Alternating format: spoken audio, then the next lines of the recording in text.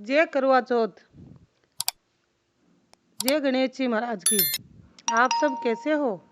अच्छे हो ना? अच्छे ही रहना। तो आज हम कहानी कहने जा रहे हैं करवा चौथ की, तो ज़रूर सुनना और हमारे चैनल को सब्सक्राइब, लाइक, कमेंट ज़रूर करना। तो कहानी आरंभ करते हैं, सुनो।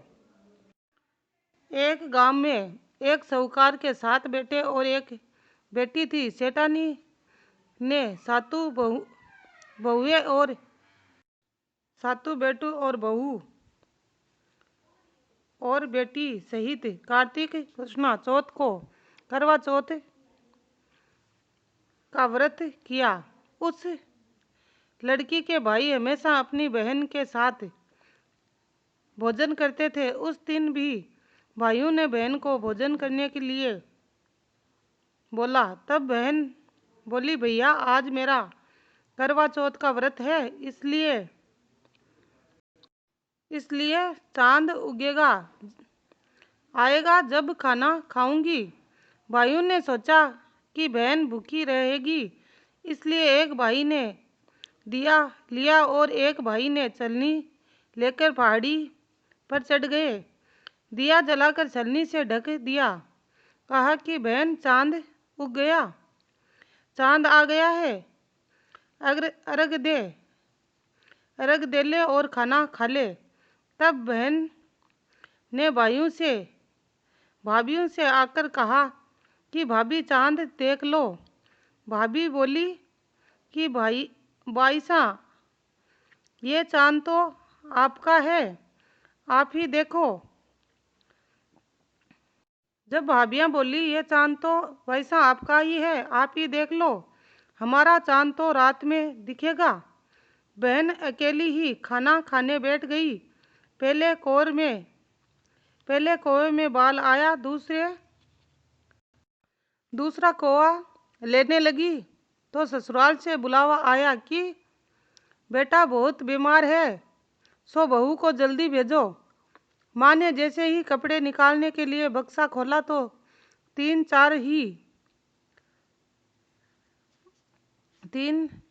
बार ही कभी सफ़ेद, कभी नीला, कभी काला कपड़े ही हाथ में आए। माँ ने एक सोने का सिक्का पल्ले के बांध दिया और कहा कि रास्ते में सबके पैर छूती जाना, जो भी तुझे अमर सुहाग की आशीर्वाद दे उसी को ये सोने का सिक्का देना और पल्ले के गांठ बांध लेना। रास्ते में सब औरतें आशीर्वाद देती गई, पर किसी ने भी सुहाग का आशीर्वाद नहीं दिया। ससुराल में दरवाजे पर पहुंचने पर पहले पलने में सूती हुई जेठ की लड़की झूल रही थी। उसके पैर छूने लगी तो वह बोली कि सहेली सपूती हो, 7 पुत्रों की माँ हो। ये वाक्या सुनते ही उसने जल्दी से सोने का सिक्का निकालकर उसे दे दिया और पल्ले के गांठ बांध ली। अंदर गई तो पति मरा हुआ पड़ा था। बहू ने अपने मरे हुए पति को जलाने नहीं दिया। जलाने के लिए ले जा रहे थे, उसे रोक दिया, नहीं जाने दिया और बोली, मेरे लिए एक अलग से झोंपड़ी बनाकर दो। वहीं मैं अपने मरे हुए पति को लेकर रहने लगी। उसकी झोंपड़ी एक खेत में बांध दी जाती है। सासू बची खुची ठंडी बासी खाना उसे दासी के साथ भिजवा देती है और कहती है कि जा मुर्दा सेवनी को रोटी दे आ। थोड़े दिन बाद महा की तिलकुट्टा की चौथ आई और बोली, करवा पिला, तू करवा पिला, भाइयों की प्यारी करवा ले, दिन में चांद उगावनी करवा ले। जब वो बोली, हे चौथ माता मेरा उजड़ा हुआ सुहाग तो आपको ही देना पड़ेगा। मेरे पति को जिंदा करना पड़ेगा। मुझे मेरी गलती का पछतावा है। मैं आपसे माफ़ी मांगती हूँ। तब चौथ माता बोली, मेरे से बड़ी बैसाखी चौथ आएगी, वो तुझे सुहाग देगी। इस तरह वैसाख की चौथ आई और उसने भी कहा कि भादवे की चौथ आएगी, तुझे सुहाग देगी। तब वह महीने बाद भादवे की चौथ माता सवेरे से उतरी और सड़क से उतरी और वह सब बात करने लगी। तब उसने चौथ माता के पांव पकड़ लिए। चौथ माता बोली, मेरे ऊपर सबसे बड़ी कार्तिक की करवा चौथ माता है, वही नाराज हुई है। यदि तुझे उसके पैर छोड़ दिए तो फिर कोई भी तेरे पति को जिंदा नहीं कर सकता।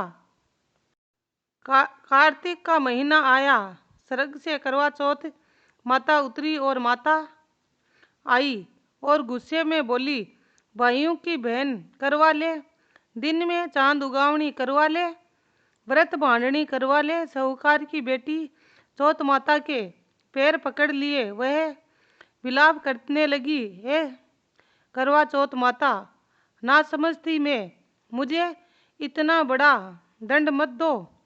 देखो। तब चौथ माता बोली, मेरे पैर क्यों पकड़ कर बैठी है।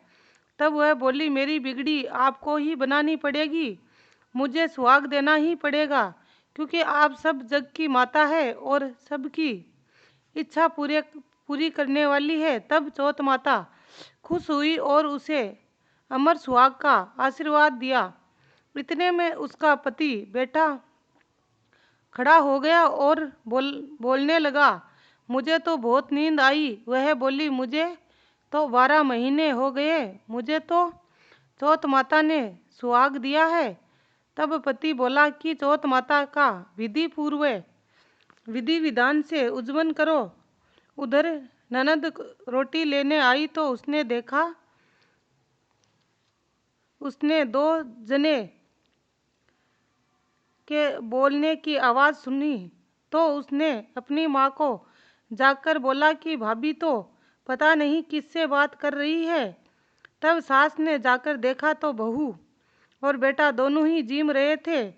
वह चौपड़ पासा खेल रहे थे।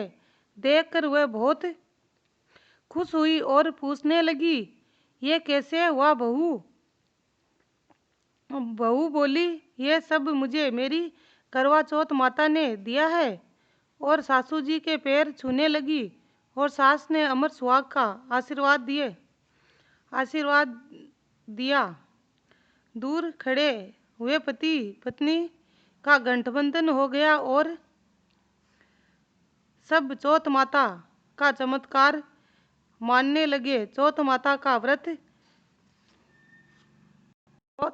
व्रत पुरुष की पत्नी, बेटे की माँ सभी को करना चाहिए। तेहरे चौथ करनी चाहिए। चौथ माता जैसा साहूकार की बेटी का सुहाग अमर किया, वैसा सभी का सुहाग अमर करना। कहानी सुनने वाले और कहने वाले सभी को, मुखारा भरने वालों को सभी को सुहाग अमर करना, सभी को अमर सुहाग देना। बोलो चौथ माता की जय। जैसे उसको दिया वैसे सभी को देना। जय चौथ माता। आपको हमारी ये कहानी अच्छी लगी तो लाइक, सब्सक्राइब, कमेंट ज़रूर करना। जय चौथ माता।